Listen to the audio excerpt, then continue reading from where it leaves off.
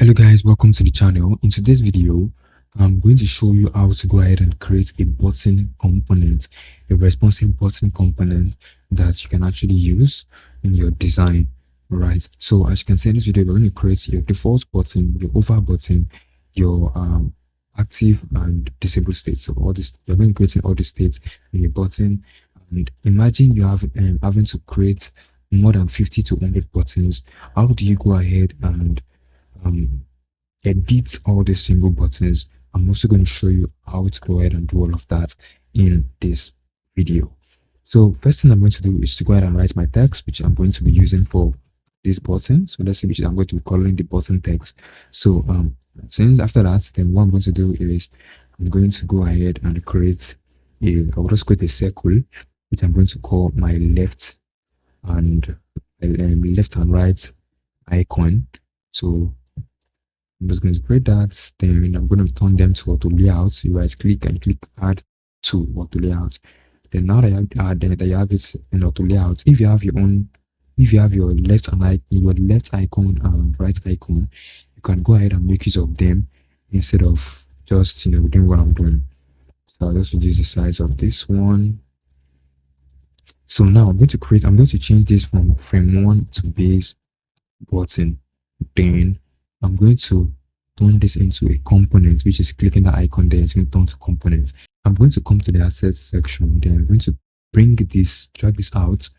This is the variant of this particular base component or this particular component. So what I'm going to do with this is I'm going to create multiple components with this particular variant. How do I do that? So in order for me to do that, I'll convert this into a component. I'll convert this into a component. I'll right click this, then do create components. Now this is a new component. Now how do I go ahead and add more variants? By clicking on this variant icon. Now as you can see, we have two variants for this icon. This is it right here. We have two variants. So if I go ahead and change this title, it's going to appear here. As you can see, it's going to appear there. So that's it. So we've created the button components. And why I said we need to have a base button is so you can have this flexibility to be able to go ahead and edit all your multiple buttons. So if you have about 50 to 200 buttons, you can always customize. You can change the typography of this text. You can change the typography, and if you change the typography, it's going to affect all your 100 to 50 buttons or whatever amount of buttons you have. So now to add your, you can also make this auto layout. So I'll just add auto layout for now, so I can easily create multiple components. So what I'm going to do is I'm going to create 4 different buttons. All right, 1, and this is 4 now. So we have 4. So before I go ahead and remove this auto layout, why I added this auto layout is so the design is going to be in form. All right, so now I'm going to select this, select this. Then I'll click on this section here. Then I'll put in 16. Then I'll select this other one and put in 16. So I'm doing this on the auto layout section, and you change your width to org, and you change this one to org as well. So now I've done that. So sorry, let me remove that real quick.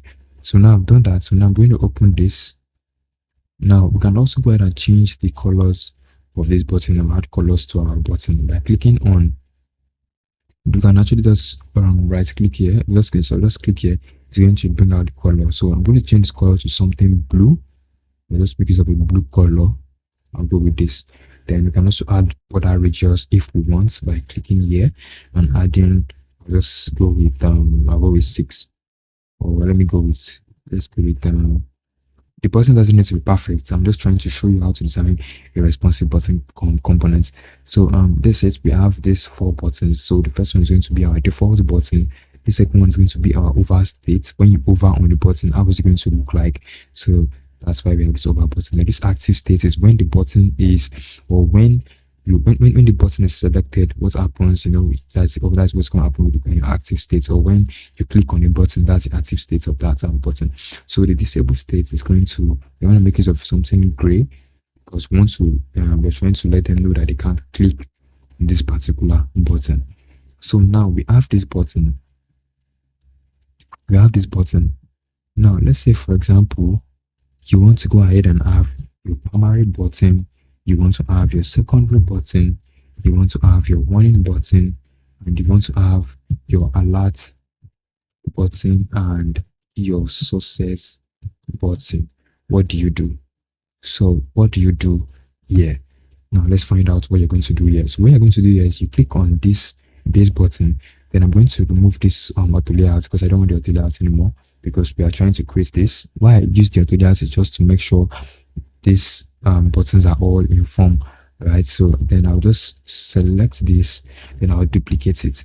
So I'm actually using duplicate, the short key on my keyboard, to duplicate real quick, and it's also similar to whatever computer you're actually making use of. You can right click and you have that copy and paste. You can do a copy and paste.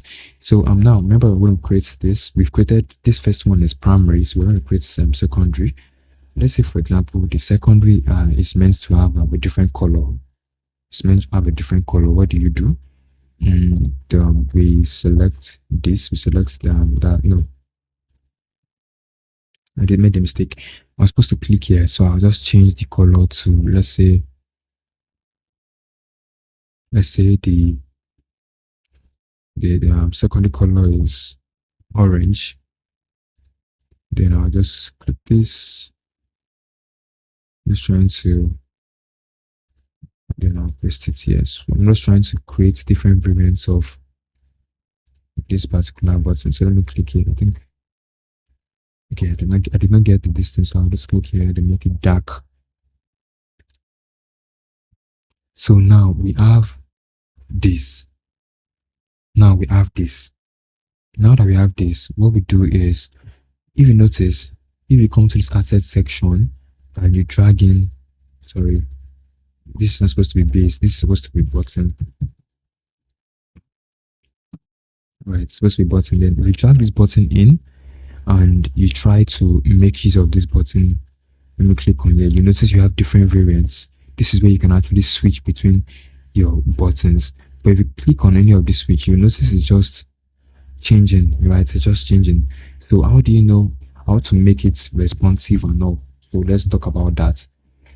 So first of all, you just go ahead and select all these buttons, then you change it to, click your property, then you can change the state to, let's say color, color. Then we can change this from mixed to primary. Then select all this one here, then we change this one to secondary. Now once you change it, you're going to take note of something. On this panel, the properties and the values of this variants are conflicting. This is because all these properties are using the same value. So if you come to this button and you try to, you can't change to your over state, you can't change your active state, you can't change your disabled state. So in order for you to change to this state, what you need to do is to go ahead and do what I'm about to show you. So you click on this, I'll just click on the main one, which is the primary. Then I'll double click here, then copy what you're actually seeing here. I'll put equals to, then equals to, comma, then I'll type the word state equals to, then I'll put default, then I'll click enter. Now I've created a new property here. All right, so now what I'm going to do is I'm going to select this one and call it default. Then I'll select these two and call it over. Now I'll select this one as well and call it active. Then I'll select this last one, these two last one, and call it disabled. Now we've been able to create our button. All right, so we've been able to create our button. So what I'm going to do again is I'll click on this button back again. Then I can change the colors here. I can change it. I can tweak these things. If I tweak it, it's going to affect these buttons. All right, it's going to affect this button.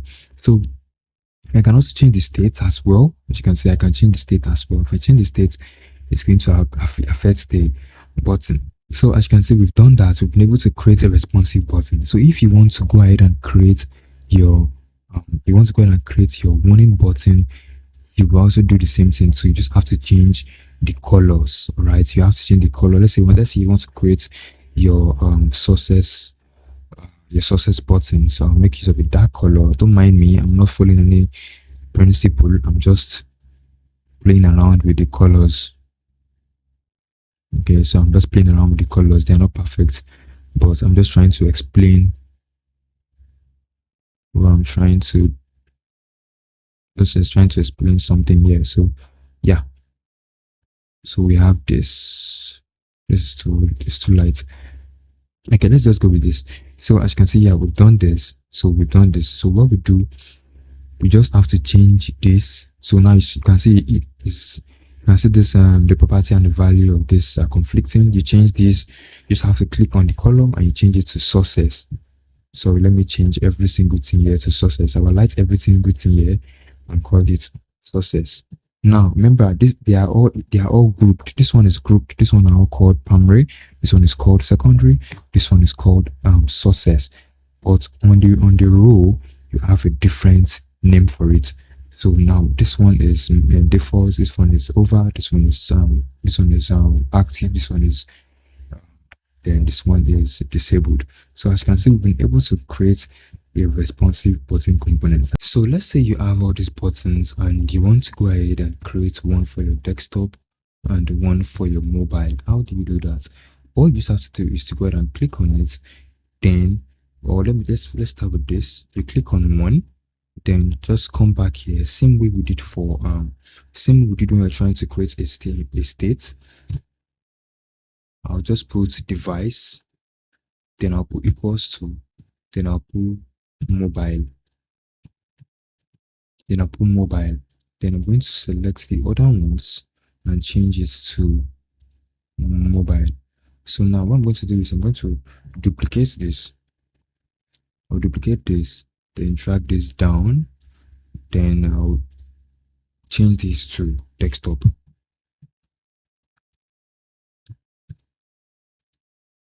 Desktop. So now we have different buttons for desktop. Let's say you want your size to be different from your mobile size. You can go ahead and tweak this now. You can change this from 16 to whatever you want. Let's say for example I want 24, I can change it to 24, and as you can see I have 24 for the desktop button. So as you can see, you can select, let me say this is the button, I'm using this button in my particular design. I can change this to desktop and you can see it's going to change automatically. So that's it. So apart from that guys, let's say for example you are trying to resize this button. If you try to resize it, you will notice when you try to resize the button, it's not flexible. All right, it's not flexible. So how do you make it flexible? So what you do is you click on this button. All right, you click on this button, then you basically what you do is you click on it, then your text, you click on your text, or you can come here, click on your text, then change your text to fill container, and it's going to fill container. It's going to affect all the other button. All right, so what you do is from here you select inside this button, then you change this from fixed width to fill container, then you adjust your button again, then you just have to, from here you have to select here again and change it and change the alignment to center. You just have to fix it for all the buttons. All right, you just have to do the same thing for all your buttons. So I'll do it again for this button, then I'll change this to fill container. So now this button is going to be responsive. All right, so you have to do everything. Sorry, let me do that again. Let's say I have the button, so you can see this is you can see the mobile button. So if I should resize this, you see it's responsive. Now you can see it's responsive depending on how you extend the button. So you just have to do the same thing for all the other buttons. All right, do the same thing for all the other buttons.